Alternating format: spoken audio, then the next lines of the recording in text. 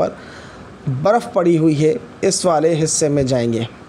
अच्छा, ये जो आप ज़बरदस्त किस्म की बर्फ़ पड़ी हुई है, हमने एक जगह पर स्टे किया और यहाँ आप इस वक्त देख सकते हैं कि ऊशू फॉरेस्ट से निकलने के बाद इस जगह। अस्सलाम वालेकुम viewers, this is Mohammad Tanveer Ali with a new travel vlog. अच्छा, आज हम अपने इस व्लॉग का आगाज़ करेंगे ऊशू फॉरेस्ट से। ये इस वक्त हमारी गाड़ी ऊशू फॉरेस्ट से गुज़र रही है, जहाँ पर कल रात कुछ लोगों ने कैंपिंग की थी। अच्छा, ऊशू फॉरेस्ट से निकलने के बाद इस जगह पर हमने कुछ देर के लिए स्टे किया और अपनी गाड़ियों में फ्यूल भरवाने के बाद यहाँ से दोबारा अपने सफ़र को जारी रखा। अच्छा, ये बेसिकली जो हमारा सफ़र है ये कालाम की वादी से मोहर्डन लेक तक का सफ़र है और रास्ते का जो सफ़र है वो बहुत ही शानदार है। अच्छा, बीच में हमने मोहर्डन लेक पहुंचने से पहले बीच में हमने एक जगह पर स्टे किया और यहाँ आप इस वक्त देख सकते हैं कि ये एक छोटा सा पॉन्ड तालाब बना हुआ है और इसमें यहाँ की मशहूर तरीन फ़िश ट्राउट फ़िश मौजूद है। अच्छा, यहाँ कुछ देर स्टे करने के बाद हमने दोबारा अपने इस सफ़र को जारी रखा। अब इस जगह से होने के बाद जब हम आगे बढ़े तो यहाँ का जो सफ़र था वो मज़ीद एडवेंचरस हो गया, क्योंकि हमारी जो गाड़ी है वो बहुत ज़्यादा पीक पर चल रही थी।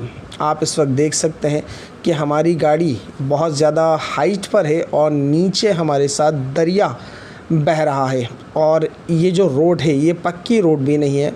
तो इस रोड पर इस जगह पर ट्रैवल करते हुए यकीन जाने बहुत मज़ा भी आ रहा था, मज़े के साथ साथ बहुत ज़्यादा खौफ भी आ रहा था, क्योंकि यहाँ की हाइट बहुत ज़्यादा थी। अच्छा, इस सफ़र पे जब हम लोग निकले तो आगे जाने के बाद मतलब ये रास्ता इतना ख़राब था और यहाँ पर जाने के बाद हमने बाकायदा इस दरिया के बीच में से अपनी गाड़ी को निकाला। पानी बह रहा था, पानी का प्रेशर बहुत ज़्यादा था। अब रास्ते में हमें यहाँ पर कुछ बर्फ़ भी मिली।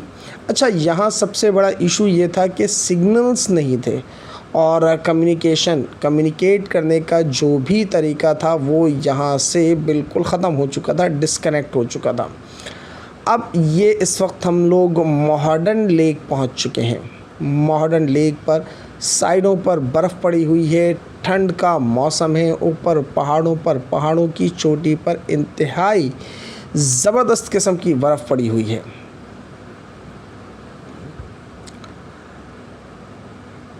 अच्छा जी, यहाँ से हमने अपनी बोट को मतलब हायर किया और इस बोट के ज़रिए हम मोहर्डन लेक, ये आपको नज़र आ रही है, इसके दूसरी तरफ सामने वाले हिस्से में जहाँ पर बर्फ़ पड़ी हुई है इस वाले हिस्से में जाएंगे।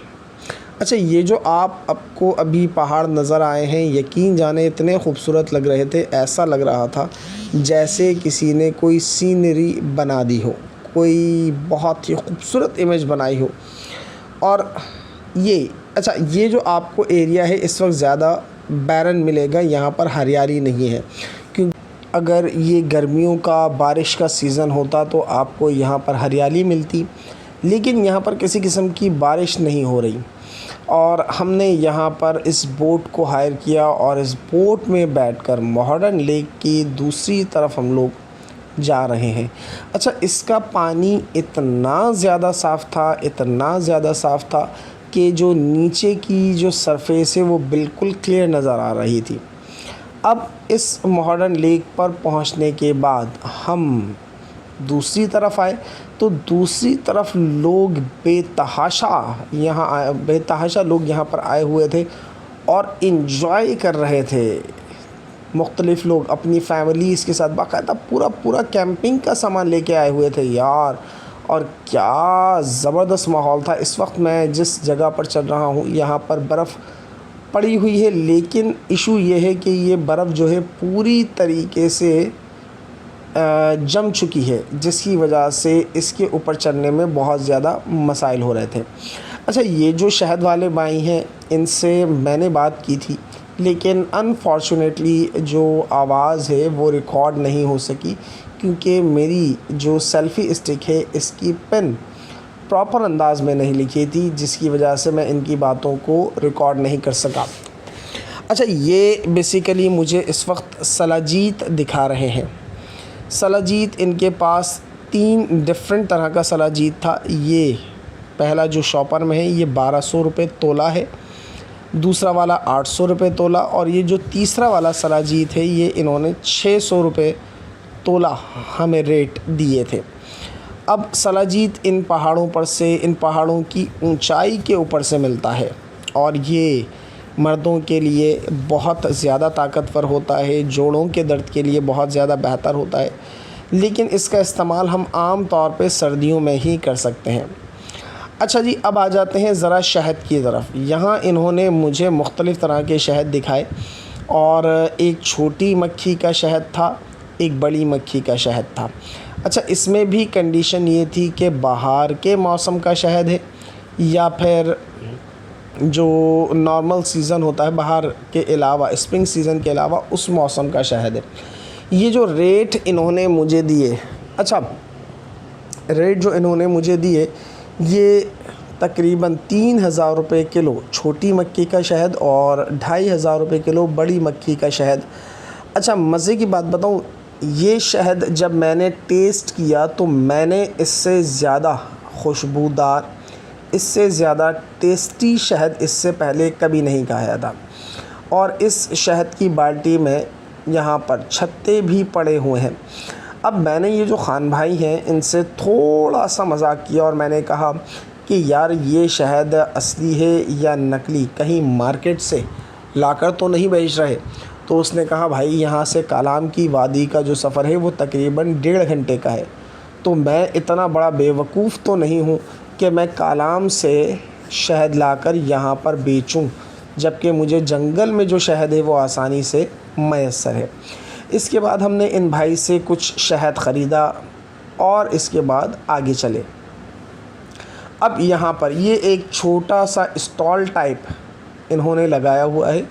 यहाँ ये भाई साहब पकोड़े बेच रहे हैं। क्या बेच रहे हैं? पकोड़े।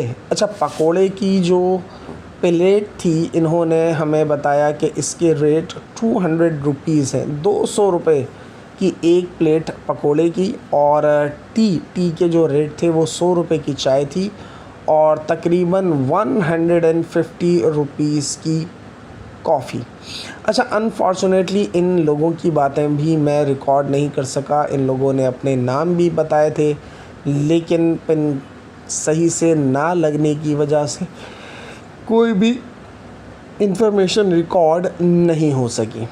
अच्छा, तो मुझे इसकी वजह से बड़ी परेशानी हुई और मुझे वॉइस ओवर के ज़रिए इसे रिकॉर्ड करना पड़ा।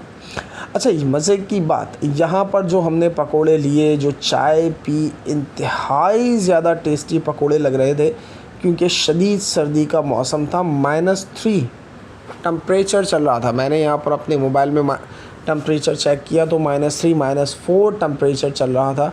और शदीद सर्दी की वजह से जब मैं इस आग के करीब खड़ा हुआ तो मुझे बहुत ज़्यादा सुकून महसूस हुआ। मैं मतलब बहुत ज़्यादा बेहतर महसूस कर रहा था, मुझे बहुत ज़्यादा मज़ा आ रहा था। अच्छा, लेकिन एक और चीज़ जो यहाँ पर स्मोक, धुआं है, वो बहुत ज़्यादा इरिटेट कर रहा था। मतलब वो आँखों में जब जा रहा था तो आँखों में पानी आ रहा था, जलन हो रही थी।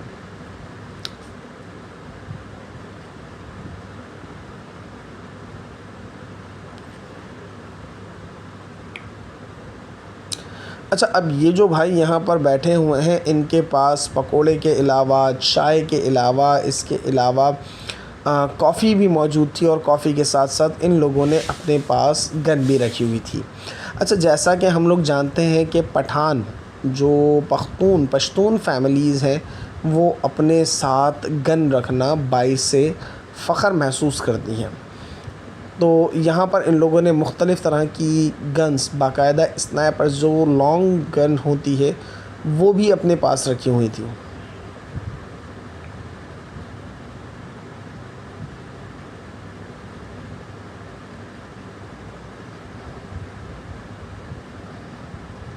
अच्छा, यहाँ पर इनसे काफ़ी डिटेल में बात करने के बाद मैंने इन लोगों से इनके नाम पूछे और नाम पूछने के बाद मैंने यहाँ से इनको खुदाफिज़ कहा।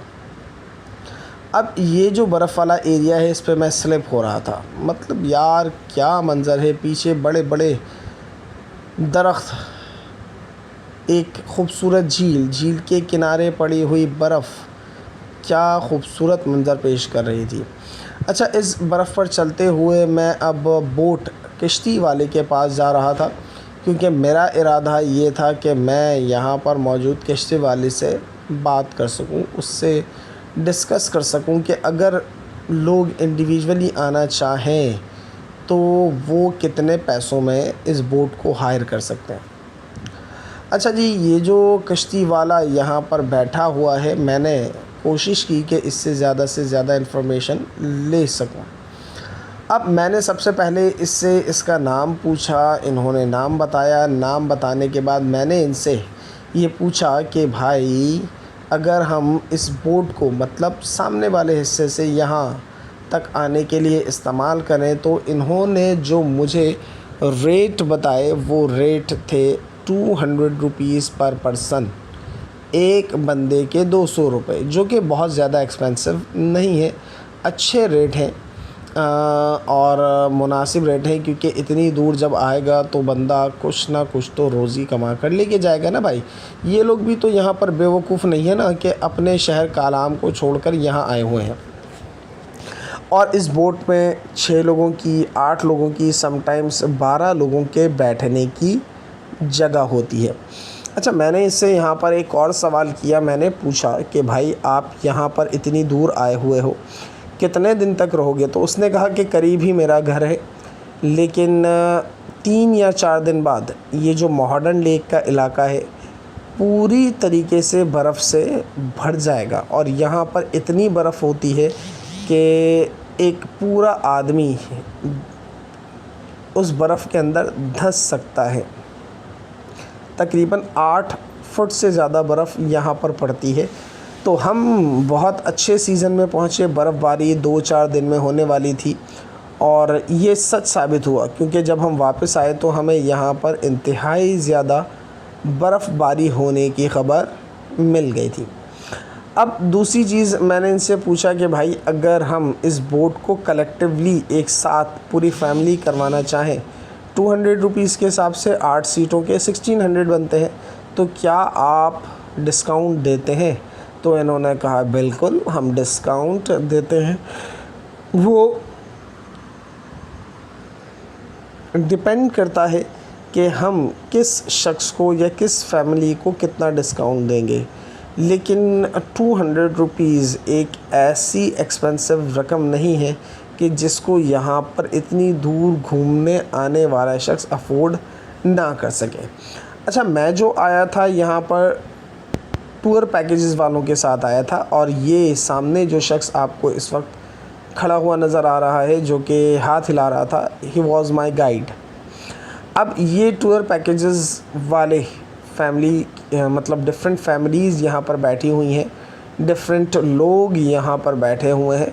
मैं सबसे आगे वाली सीट पर बैठा हुआ था। अब आगे वाली जगह पर बैठे होने के बाद मैं इस बोट के ऊपर खड़ा हो गया, क्योंकि मुझे यहाँ पर कुछ समथिंग एडवेंचरस करना था। तो मैं इस बोट के ऊपर खड़ा हो गया और खड़े होने के बाद यकीन जानो यार, क्या वाइब आ रही थी, क्या लश मज़ा आ रहा था। मैं पूरी तरीके से इस सिचुएशन में एब्ज़ॉर्ब हो गया। अब ये कुछ फैमिलीज़ यहाँ पर बैठी हुई हैं, कुछ लोग यहाँ पर बैठे हुए हैं जो कि एंजॉय कर रहे थे।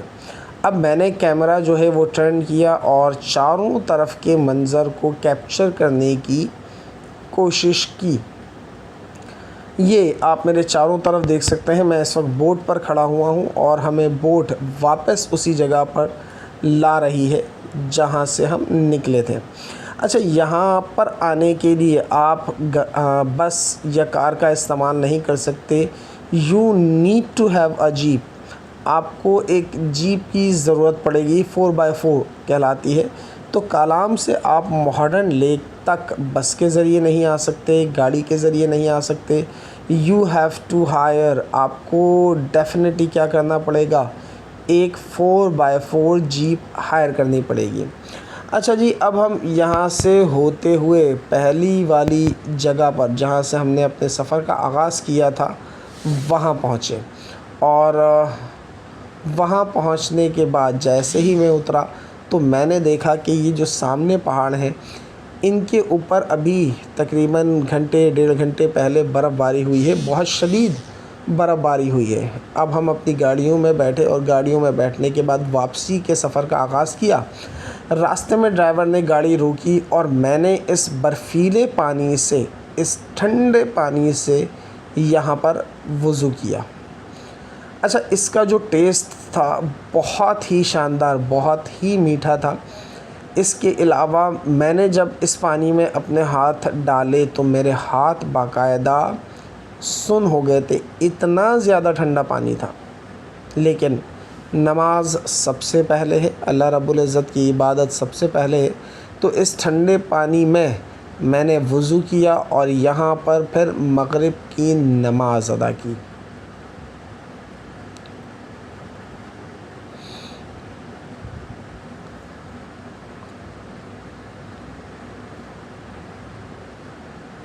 यहाँ से हमने अपने सफ़र का इख्तिताम किया और वापसी के लिए रवां हुए। वापसी में कोई स्ट्रीट लाइट नहीं थी, रोड भी साफ़ नहीं था, बहुत ज़्यादा खौफ आ रहा था और वापसी में हमारी गाड़ी ख़राब हो गई थी। अब हम अपने होटल पहुँचे और यहाँ पर बॉनफायर किया और बॉनफायर करने के बाद अपने अपने रूम्स में जाकर सो गए।